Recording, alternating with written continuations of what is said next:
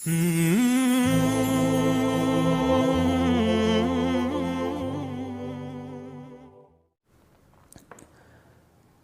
میں ناپاک کپڑا کیسے دھوئیں؟ نجم صاحب لندن سے پوچھتے ہیں اگر کپڑے ناپاک ہوں اور انہیں بالٹی میں ڈال کر پانی کھلا چھوڑ دیا جائے اور پانی بھر کر بہنے لگ جائے تو کیا اس سے کپڑے پاک ہو جائیں گے؟ نیز پاک کپڑا اگر خشک ہو اور وہ بدن یا کپڑے پر لگ جائے تو کیا حکم ہے؟ بھائی کپڑے اگر ناپاک ہوں تو سب سے پہلے تو ان میں جو ظاہری نجاست لگی ہوئی ہے اس کو دھونا لازم ہے. اس نجاست کا اثر جو ہے نا آپ اس کو رگڑیں تاکہ جیسے خون کا دھبا ہے یا کوئی اور گندگی لگی ہے تو اس اثر کو دور کریں. آپ نے 3 دفعہ اچھی طرح رگڑ کے دھو دیا اس کو، اس کے بعد بھی اگر وہ دھبا نہیں جا رہا تو وہ معاف ہے. لیکن آپ کم سے کم اس کو نلکے کے نیچے 3 دفعہ پانی گزار کر اور ہر دفعہ میں رگڑنا بھی ہے تاکہ وہ گندگی اچھی طرح سے وہاں سے دور ہو جائے. تو یہ کام ضروری ہے. اور اگر اس پہ گندگی لگی ہوئی نہیں ہے جیسے پیشاب ہے، اس کا کوئی دھبا وبا نہیں ہے، تو پھر اصل حکم شریعت کا یہی ہے کہ اس میں نلکے کے نیچے اس میں کم از کم 3 دفعہ اتنا پانی بہا دیا جائے اور رگڑا بھی جائے تاکہ گندگی اس سے دور ہو جائے کہ اتنا پانی بہا دیا جائے کہ آپ کو غالب گمان ہو جائے کہ نجاست اس سے دور ہو چکی ہوگی. یعنی نلکے کے نیچے جب آپ بہتا ہوا پانی ہوتا ہے نا تو جتنی دیر میں 3 دفعہ پانی بہانے میں جتنا پانی خرچ ہوتا ہے، یعنی 3 دفعہ کسی برتن میں اس کو ڈبوئیں گے آپ اس کپڑے کو تو پانی میں ڈوب جائے وہ برتن، تو اتنا پانی نلکے کے نیچے بہہ جائے وہ. تو یہ طریقہ ہے پاک کرنے کا. اور یہ بھی ٹھیک ہے کہ اگر اس پہ نشان وغیرہ ختم ہو گیا، بدبو ختم ہو گئی تو آپ بالٹی میں رکھیں اور اس کو جو ہے نا بالٹی کھول دیں. جو پانی جب بہنا شروع ہوگا تو کپڑا پاک ہو جائے گا. لیکن یہ اس صورت میں پاک ہوگا کہ کپڑے پر گندگی کا کوئی اثر نظر نہ آئے. مثلاً کپڑے پر پیشاب لگ گیا، آپ نے کپڑا بالٹی میں ڈالا اور نلکا کھول دیا اور پانی بہنا شروع ہو گیا، تو جب اتنا پانی بہہ جائے جتنی دیر میں 3 دفعہ کپڑے کو پانی میں ڈبونے سے جو پانی بہتا ہے، اتنا پانی بہہ جائے جو 2-4 منٹ میں 1 منٹ میں بھی انشاءاللہ بہہ جائے گا تو وہ کپڑا پاک سمجھا جائے گا. لیکن اگر اس میں بدبو آ رہی ہے یا نجاست کا اثر نظر آ رہا ہے تو پھر پاک نہیں ہوگا. اور یہ جو یعنی یہ مسئلہ ہو گیا پیچیدہ، تو آپ کو میں آسان انداز میں، کیونکہ اس میں لوگ وہمی بن جاتے ہیں، آسان انداز میں آپ کو کپڑا پاک کرنے کا طریقہ بتا دیتا ہوں. کہیں بھی کپڑے پہ کوئی نجاست لگی ہے، کوئی ایسی نجاست لگی ہے جس کا کوئی جسم ہے، تو آپ نلکے کے نیچے رکھ کے اس کو رگڑ کے دور کریں اس کو گندگی کو. اور پھر احتیاطاً آخر میں ایک ٹب یا بالٹی میں وہ سارے کپڑے ڈال دیں. جب پانی بہنا شروع ہو جائے گا، تھوڑی سی دیر بھی پانی بہنے دیں گے تو وہ سارے کپڑے پاک ہو جائیں گے. اور دوسرا مسئلہ جو آپ نے پوچھا ہے، ناپاک کپڑا اگر خشک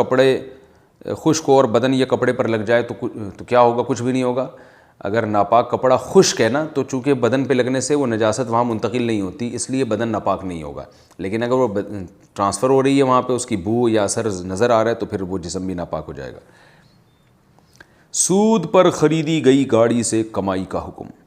میں نے ایک گاڑی قسطوں پر خریدی، قسطوں کا بیاج دینا پڑتا ہے، تو اس گاڑی سے کمائی کا کیا حکم ہے؟ نیز گاڑی قسطوں سے فری ہو جانے کے بعد اس کی کمائی کا کیا حکم ہے؟ ساخون خان راجستھان سے. جناب سود پہ آپ نے جو گاڑی لی ہے یہ تو حرام اور ناجائز عمل کیا آپ نے، کیونکہ قسطوں پہ جب آپ لیں گے اور اس میں جب قسطیں وقت پہ جمع نہ ہو تو پینلٹی لگتی ہے، تو یہ سود ہے. تو یہ عمل تو حرام ہے، لیکن گاڑی کی کمائی اس سے حرام نہیں ہو جائے گی، کیونکہ گاڑی کے آپ بہرحال مالک بن چکے ہیں. تو اس گاڑی سے کے ذریعے، رینٹ کے ذریعے یا کسی بھی طرح سے جو کچھ کمائیں گے یا اس میں سواری کریں گے تو یہ عمل ناجائز نہیں ہے اور نہ یہ آمدن ناجائز ہے. یہ دونوں چیزیں جائز ہیں، لیکن اس سودی ایگریمنٹ کا بہرحال آپ کو گناہ ملے گا، جس سے توبہ استغفار ضروری ہے. سفر میں قصر کے بجائے پوری نماز پڑھ لی تو کیا حکم ہے؟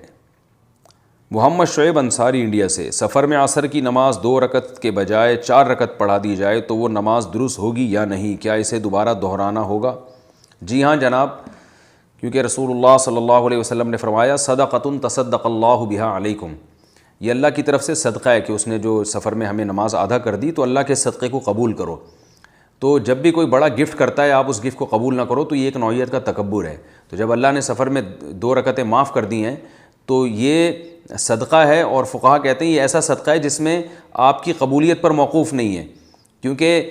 آپ نے کسی کا قرض دینا ہو 1 لاکھ روپے مثلاً، تو وہ کہتے کہ میں نے معاف کر دیا، تو وہ خود بخود معاف ہو جاتا ہے، ساقط ہو جاتا ہے، اس میں آپ کی قبولیت پر موقوف نہیں ہے۔ تو 4 رکعتیں تھیں، اللہ نے 2 اس میں سے معاف کر دیں، تو اب یہ آپ قبول کریں نہ کریں یہ اللہ کی طرف سے معاف ہو گئی ہیں۔ تو جب معاف ہو گئی ہیں تو اب وہ نماز ہی 2 رکعت ہو گئی ہے، تو جب اس میں آپ تیسری اضافی پڑھیں گے تو یہ ایک 2 رکعت پہ زیادتی ہوگی۔ تو فرض نماز میں ایسی اضافہ جائز نہیں ہے، اور احادیث سے ہمیں رسول اللہ صلی اللہ علیہ وسلم کے اپنے عمل سے ہمارے پاس کوئی ایسی صحیح حدیث بھی نہیں ہے کہ جس سے ہمیں پتہ چلتا ہو کہ آپ صلی اللہ علیہ وسلم نے سفر میں پوری نماز پڑھی ہو۔ اور صحابہ میں یہ مسئلہ اختلافی تھا،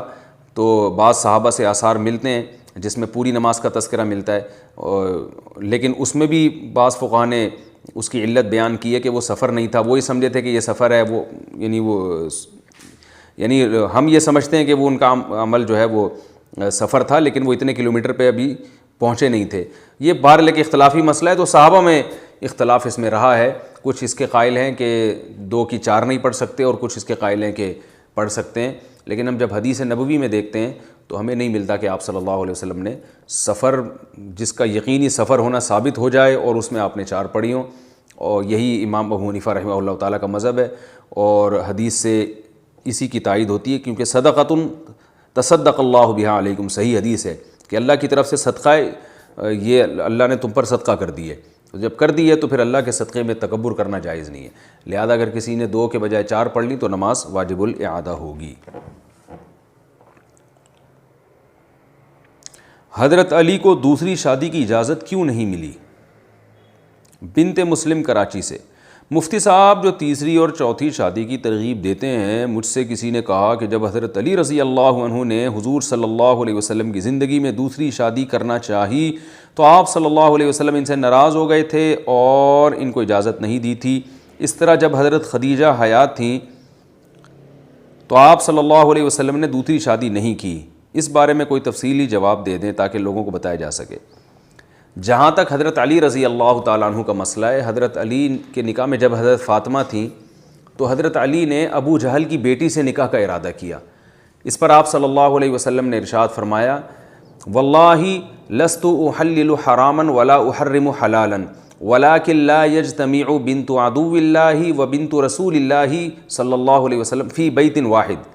کہ میں نہ اللہ کے حلال کو حرام کر رہا ہوں نہ حرام کو حلال کر رہا ہوں، لیکن اللہ کے دشمن کی بیٹی اور اللہ کے نبی کی بیٹی ایک گھر میں جمع نہیں ہو سکتے۔ اس حدیث سے صاف پتہ چلتا ہے کہ آپ صلی اللہ علیہ وسلم نے دوسری شادی پر پابندی نہیں لگائی تھی، نہ تیسری پر نہ چوتھی پر، کیونکہ آپ کے الفاظ یہ ہیں کہ میں اللہ کے حلال کو حرام نہیں کر سکتا،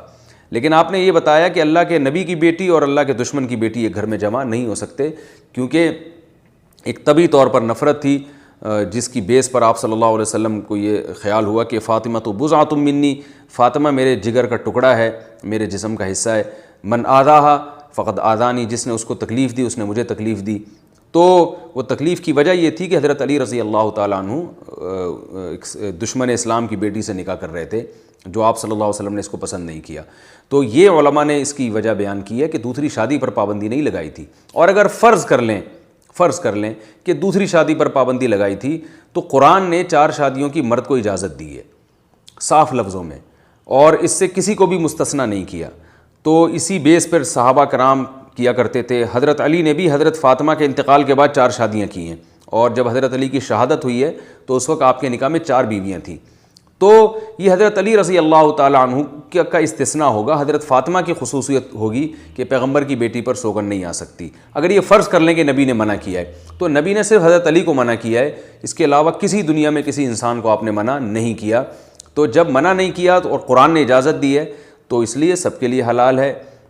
بشرطے کہ وہ عدل کرے۔ قرآن نے بس ایک شرط لگائی ہے کہ سب کے حقوق پورے ہوں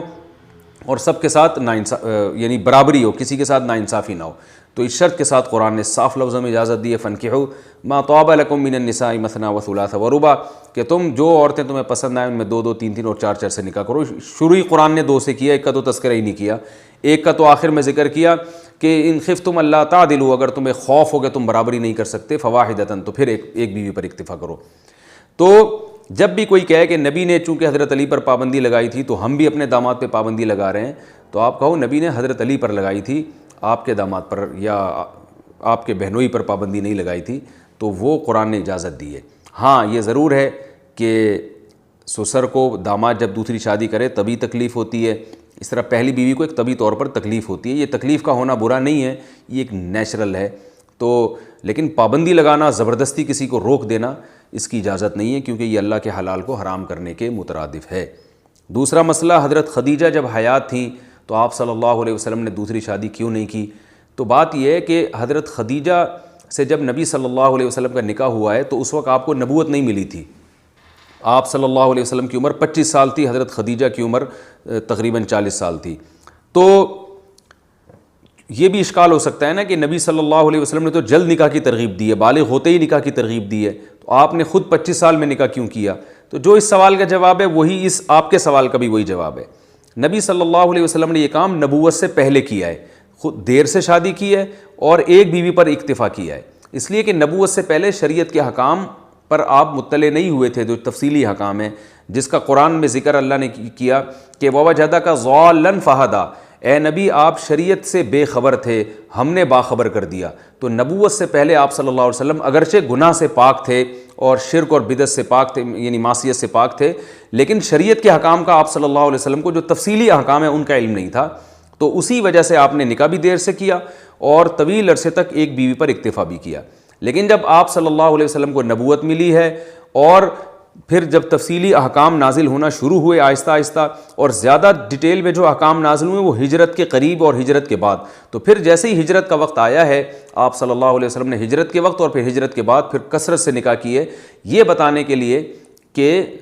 اگر آپ زمانہ جاہلیت میں زیادہ شادیاں کرتے یا جلدی شادی کرتے تو لوگ یہ سمجھتے کہ آپ صلی اللہ علیہ وسلم کو نکاح کی کثرت کا ذاتی شوق تھا زمانے جاہلیت میں عرب کے دستور کی وجہ سے، کیونکہ عرب میں زیادہ شادیوں کا رواج تھا، لیکن اس وقت آپ نے دیر سے بھی شادی کی اور ایک بیوی پر بھی اکتفا کیا۔ اس سے یہ پتہ چل گیا کہ آپ صلی اللہ علیہ وسلم نے جب نبوت نہیں تھی تو عرب کے دستور کے بالکل خلاف چلے ہیں، لیکن جب نبوت مل گئی اور شریعت کے احکام تفصیلی نازل ہوئے تو آپ نے زیادہ نکاح بھی کیے اور جلد نکاح کی ترغیب بھی دی۔ اس میں یہ ہمیں سبق ملتا ہے کہ نبی صلی اللہ علیہ وسلم کی زیادہ شادیاں اور جلدی شادی کی ترغیب وہ شریعت کے حکم کی وجہ سے ہے، اور آپ صلی اللہ علیہ وسلم کا ایک بیوی پر اکتفا کرنا اور دیر سے نکاح کرنا وہ شریعت کا حکم نہیں ہے، وہ آپ صلی اللہ علیہ وسلم کا اپنا مزاج تھا کہ آپ کو دنیا سے بے رغبتی تھی، نکاح کا شوق نہیں تھا۔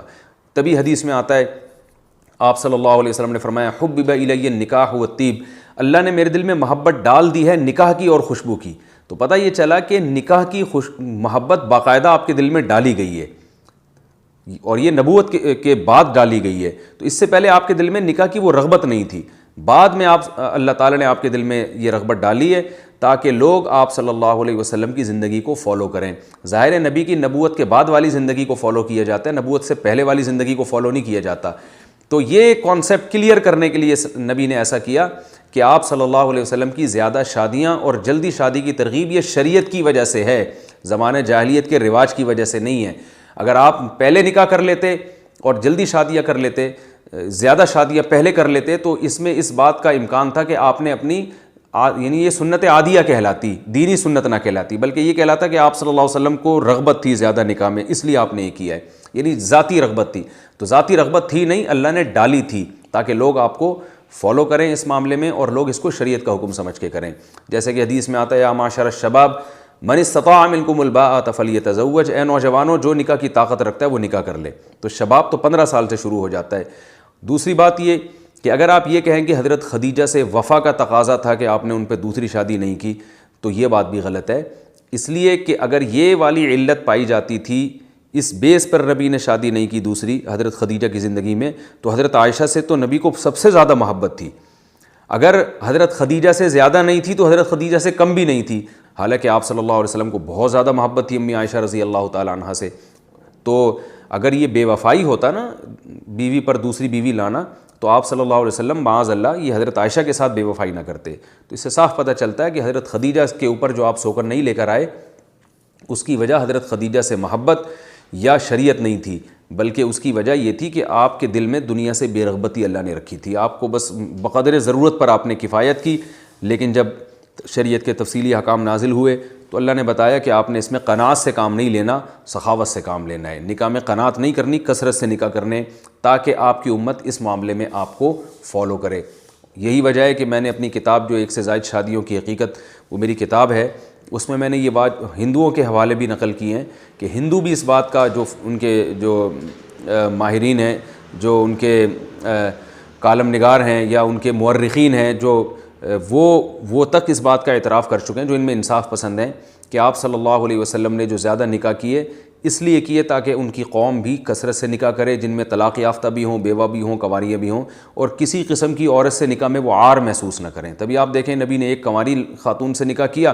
باقی ساری بیوہ اور طلاق یافتہ عورتیں تھیں. تو اس تمام معاملات میں لوگ عار اور شرمندگی محسوس نہ کریں.